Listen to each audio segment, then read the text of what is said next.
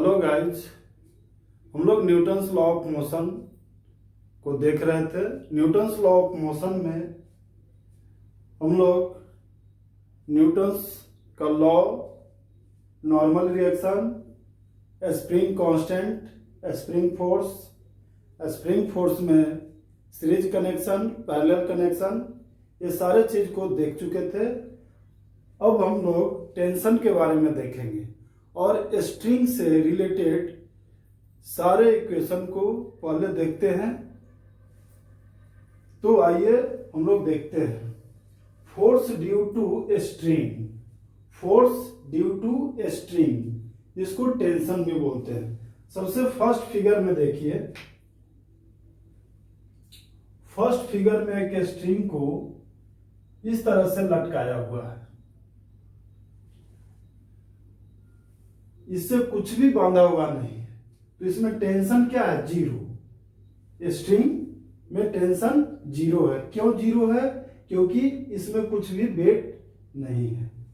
Second figure में आपको दिया हुआ है कि स्ट्रिंग को एक रिजिड बॉडी से कनेक्ट किया गया है और एक ब्लॉक एम मास को सस्पेंड कराया गया है, जिसके कारण स्ट्रिंग टाइट हो गया है। स्ट्रिंग टाइट हो गया है, जिसके कारण इसमें टेंशन डेवलप हुआ है। तो ये आपको रिजिड बॉडी के कारण टेंशन ऊपर की ओर लगेगा, ऐसे लगेगा, और ब्लॉक के कारण टेंशन कुछ ऐसा होगा, और नीचे मास mg होगा। ये वेट के कारण इसमें टेंशन है। यदि वेट को हटा दे तो ये स्ट्रिंग क्या होगा? लूज हो जाएगा और टेढ़ा मेढ़ा हो जाएगा, और टेंशन इसमें क्या होगा? जीरो। थर्ड फिगर में आपको दिखाया गया है तीन रिजिड बॉडी है। एक स्ट्रिंग इस ब्लॉक से कनेक्ट किया गया है, सेकेंड स्ट्रिंग इस रिजिड बॉडी से इस ब्लॉक को कनेक्ट किया गया, और थर्ड इस रिजिड बॉडी से इस ब्लॉक को कनेक्ट किया गया है। तो इसके कारण टेंशन T1, ब्लॉक के कारण T1 ऐसे, और इस रिजिड बॉडी के कारण T2, इसके कारण ब्लॉक के कारण T2, मास इसका m दिया हुआ है, और इसके कारण ये रिजिड बॉडी के कारण T3 और ब्लॉक के कारण T3। तो सबसे फर्स्ट में इसका हम लोग डिफिनीशन को देखते हैं। डिफिनीशन से आपका क्लियर हो जाएगा। इसका जो भी एप्लीकेशन है, मैं सारे एप्लीकेशन को बताऊंगा। पुली से संबंधित जो भी क्वेश्चन है, एक्सेलरेशन कैसे निकालते हैं, इसका वेलोसिटी कैसे निकालेंगे, डिस्प्लेसमेंट क्या होगा या डिस्टेंस क्या होगा, सारे चीज को अभी हम लोग देखेंगे वन बाय वन। तो force due to string, force due to string, इसी को हम लोग क्या कहते हैं? टेंशन। यानी कि स्ट्रिंग में जो फोर्स लगेगा उसको हम लोग क्या कहते हैं? Tension. The force exerted by string, the force exerted by the string is called tension. यानी द फोर्स एक्सर्ट होगा किसी भी स्ट्रिंग में, यानी कोई भी स्ट्रिंग या रस्सी में फोर्स अगर लगेगा, एक्सर्ट होगा, तो इसमें टेंशन डेवलप होगा, इसमें टेंशन डेवलप होगा। अब देखिए आगे, इन मासलेस स्ट्रिंग, जो भी स्ट्रिंग जो होता है वो मासलेस, इसको माना एज्यूम किया जाता है। In massless string, very light string, ये बहुत पतला होता है, बहुत पतला होता है। Taken is equal in magnitude, इसका मैग्नीट्यूड सभी जगह इक्वल होता है। In massless string, very light string, taken is equal in magnitude at all point in a particular string. अब देखिए आगे क्या है? Tension occur in the string when string is tight.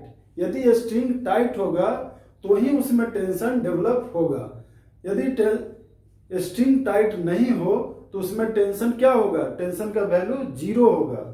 यानी इस तरह से ये स्ट्रिंग टाइट नहीं है, इसलिए टेढ़ा मेढ़ा है और टेंशन जीरो हो गया है। लेकिन इस ब्लॉक में देखेंगे हम लोग, इस सेकेंड फिगर में इससे एक m मास का ब्लॉक को सस्पेंड कराए हैं, जिसके कारण नीचे की ओर mg फोर्स लग रहा है, और फोर्स लगने के कारण इसमें कुछ टेंशन डेवलप हुआ है, और वो टेंशन क्या है, T। ब्लॉक के कारण टेंशन T और रिजिड बॉडी के कारण टेंशन T, लेकिन इसका डायरेक्शन क्या होगा, अपोजिट होगा। ये तो देख लिए कि टेंशन अकर इन स्ट्रिंग, यानी टेंशन स्ट्रिंग में होगा कब, जब string is tight, string tight रहेगा तब। Ideal string is massless string, ideal string जो रहता है उसको मासलेस मानकर चलते हैं। आइडियल स्ट्रिंग को हम लोग एज्यूम करते हैं कि ये मासलेस है। Total work done by tension is always equal to 0, यानी टोटल टेंशन के द्वारा किया गया कार्य 0 होता है। टेंशन के द्वारा किया गया वर्क डन टोटल क्या होता है, 0 होता है, जिसको हम लोग अभी प्रूफ करेंगे। अब देखिए हम, total work done by tension is always equal to 0, इसको कैसे हम लोग देखते हैं, इसको हम लोग अभी जस्ट देखेंगे, तब तक इसको नोट कीजिए।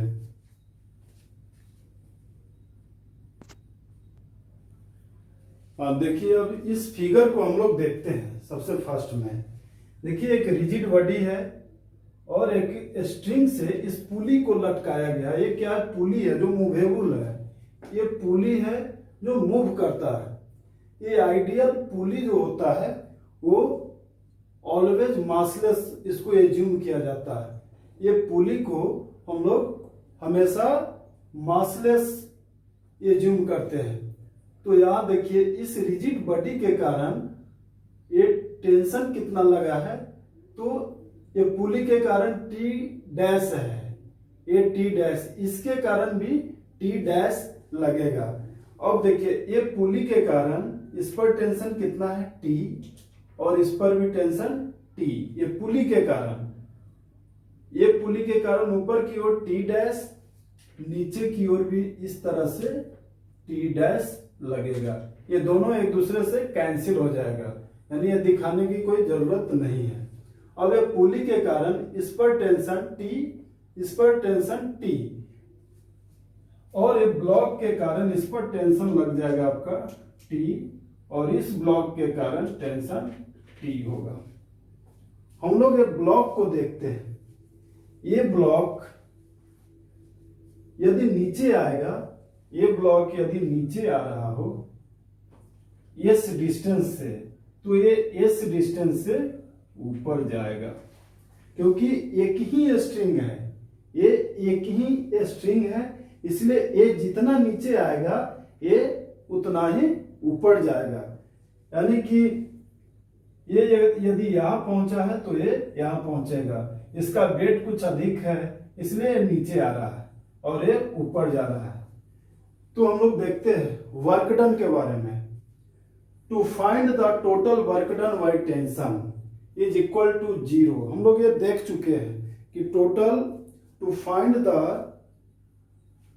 Total work done by tension, tension के द्वारा जो भी किया गया कार्य हमेशा 0 होता है। इसको हम लोग प्रूफ करेंगे, इसको अभी हम लोग इस फिगर से प्रूफ करेंगे। तो वर्क इक्वल टू होता है F डॉट S। इस पर वेक्टर का चिन्ह नहीं होगा, इस पर वेक्टर का चिन्ह नहीं होगा, क्योंकि ये स्केलर क्वांटिटी है जो हम लोग वर्क पावर एनर्जी में देखेंगे।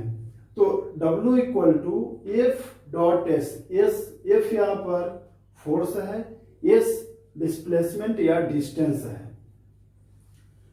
तो हम लोग पढ़े थे डॉट प्रोडक्ट में कि W equal to F dot S, इसको हम लोग क्या करेंगे, F dot cos theta, dot में क्या होता था, डॉट प्रोडक्ट में कॉस थीटा होता था, यानी FS कॉस थीटा हो गया फ्रॉम गिवन फिगर। इस फिगर से हम लोग देखते हैं। तो देखिए इस पर फोर्स कैसे लग रहा है, नीचे की ओर फोर्स कैसे लगेगा इसका, इसको नीचे की ओर M1G, इसमें भी नीचे की ओर लगेगा, और ये क्या है T, और ये भी टेंशन है, ठीक है। लेकिन हम लोग को अभी वर्क डन देखना है। तो वर्क डन कैसे निकालेंगे? टी का डायरेक्शन कैसे है? ऊपर की ओर। और डिस्प्लेसमेंट कैसे हो रहा है? ऊपर की ओर ही। डिस्प्लेसमेंट अभी यहां था और ये यहां आ गया, यहां आ गया, यहां से यहां आ गया, यानी डिस्प्लेसमेंट एस हो गया। और टी का डायरेक्शन भी ऊपर है, यानी वर्क डन इसके कारण देखते हैं, इस ब्लॉक के कारण, M1 के कारण। तो M1 के कारण हो जाएगा टी एस। टी कहां से आया? तो टी ए हो गया। और डिस्प्लेसमेंट किस डायरेक्शन में? ऊपर की ओर है, यानी टी एस। और कॉस लगाएंगे, दोनों के बीच का एंगल क्या होगा? टी भी देखिए ऊपर और डिस्प्लेसमेंट भी ऊपर, डिस्प्लेसमेंट भी ऊपर हुआ, यानी दोनों का डायरेक्शन क्या हो गया? सेम हो गया, यानी सेम डायरेक्शन होगा तो एंगल क्या होगा? 0 डिग्री। दोनों के बीच का एंगल क्या होगा? 0 डिग्री। अब सेकंड ब्लॉक को देखते हैं, M2 को। M2 ये नीचे आ रहा है, यानी डिस्प्लेसमेंट कैसे हो रहा है? नीचे की ओर। और टेंशन कैसे लगा? ऊपर की ओर, यानी टी एस कॉस तो लिखेंगे, वेक्टर में हम लोग देख चुके हैं। Angle 180 degree. देखिए टेंशन इसमें लग रहा है कैसे? ऊपर की ओर। और डिस्प्लेसमेंट कैसे हो रहा है? नीचे की ओर, यानी दोनों के बीच का एंगल क्या होगा? 180 डिग्री। तो यार टी एस कॉस 180 डिग्री, इसको हम लोग सोल्व करेंगे, यानी W इक्वल टू, इसको हम लोग क्या करेंगे? सोल्व करेंगे। W equal to T S आ गया, कॉस यहां पर हम लोग लिख देते हैं, कॉस 0 डिग्री का वैल्यू 1 होता है और कॉस 180 डिग्री का वैल्यू -1। ये फॉर्मूला को हमेशा याद रखना है क्योंकि ये हमेशा यूज होगा। अब देखिए W equal to T S cos 0 degree का वैल्यू 1, यानी 1 लिखने की जरूरत नहीं है, plus T S cos 180। Cos 180 क्या होता है? -1, यानी -1।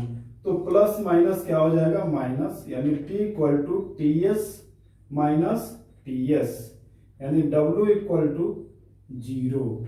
ये आपका प्रूफ हो गया कि टेंशन के द्वारा जो भी किया गया कार्य क्या होता है? ऑलवेज 0 होता है। क्या होता है? ऑलवेज 0 होता है।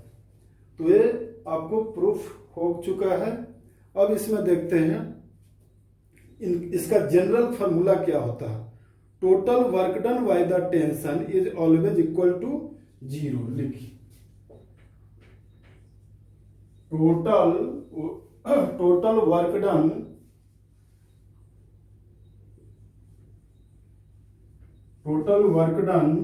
by tension, the total work done by the tension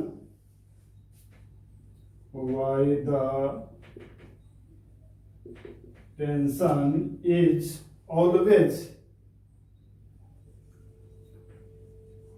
always equal to 0, यानी total work done by tension is always equal to 0। ये हमेशा 0 के बराबर होता है। Total work done by the tension is always equal to 0। यहाँ पर proof भी हो चुका है। अब इसका जनरल फार्मूला कुछ है, उस जनरल फार्मूला को हम लोग लिख देते हैं। देखिए क्या रहता है इसमें, T1 dr1, स्मॉल डिस्टेंस को हम लोग लेकर चलेंगे। T1 dr1 plus T2 dr2 plus T3 dr3 plus dot dot dot dot dot plus Tn dr n equal to, इसको मिटा देते हैं, इक्वल टू 0। ये आपका जनरल फार्मूला आ गया। ये जनरल फार्मूला आ गया, इसको नोट कर लीजिए। अब जो भी हम लोग इसका एप्लीकेशन को देखेंगे, पुलिस से रिलेटेड जो भी एप्लीकेशन को देखेंगे, ये चीज यूज होगा, ये चीज यूज होगा। इसमें किसी तरह का कोई प्रॉब्लम नहीं होना चाहिए, क्योंकि इसमें कुछ भी नहीं है। यहाँ हम लोग वर्क पावर एनर्जी को यूज किए हैं, वर्क का फॉर्मूला को यूज किए हैं। वर्क इक्वल टू एफ होता है और ये डॉट प्रोडक्ट में कॉस थीटा होता है। वेक्टर का वीडियो में सारे चीज को अच्छी तरह से बताया गया है, जो देखकर आप समझ सकते हैं। और इसको हम लोग वेक्टर फॉर्म में तोड़कर इसको पूरा वेक्टर फॉर्म में यूज किए हैं, और इसमें कुछ भी नहीं है, बहुत सिंपल है। इसको आसानी से आप समझ सकते हैं। यदि कोई प्रॉब्लम हो तो मेरा मोबाइल नंबर उसमें दिया हुआ है, आप कॉल करके पूछ सकते हैं। तो आज यहाँ तक। उसके बाद हम लोग पुली से रिलेटेड 1 पुली, 2 पुली और डिफरेंट टाइप का क्वेश्चन को हम लोग देखेंगे, सारे एप्लीकेशन को करेंगे। उसके बाद कोई भी प्रॉब्लम आपसे नहीं छूटेगा, सारे का सारे प्रॉब्लम आसानी से सोल्व होगा। इसको नोट कर लीजिए।